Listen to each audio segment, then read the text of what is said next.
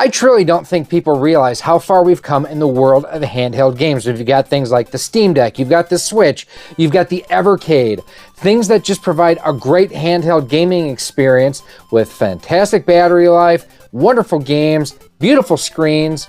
I mean, looking to where things started for handhelds that had different cartridges, I mean, we've got the Game Boy, we've got the Game Gear, and then we also have the Atari Links. Let's take a look at each one of these. Starting off here with the original Game Boy. Now, this is a Play It Loud edition, but I mean, it had a terrible screen, poor backlight, but the library of games was just so good.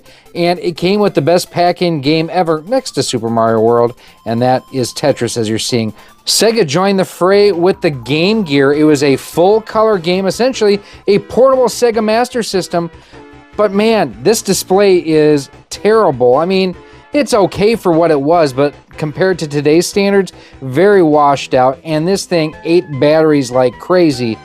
But there were so many amazing games on this as well. And then we have the Atari Links, and one of the most unique things about this system here is the fact that it can be played with the D-pad on the left, or you can flip it over and play it with it on the right. So that way, if you are left or right-handed, you can play. It had two different sets of buttons, and it does also support Tate mode or Tate mode, depending on how you pronounce it.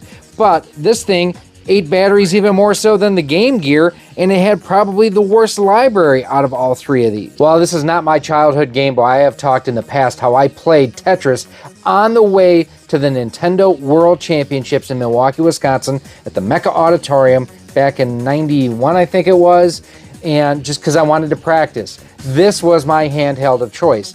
I never had a Game Gear until several years ago. I never had an Atari Lynx until my wife bought this one off of Adrian, the local store owner of Live Action Games. This is his childhood Atari Lynx. In fact, I didn't know anyone who had one of these. Now, these all later on kind of got beat out by things like the Game Boy Advance, GBA SP, and even things like the Nomad. But which out of these three, the Game Boy, the Game Gear, or the Atari Lynx, was your favorite back in the day?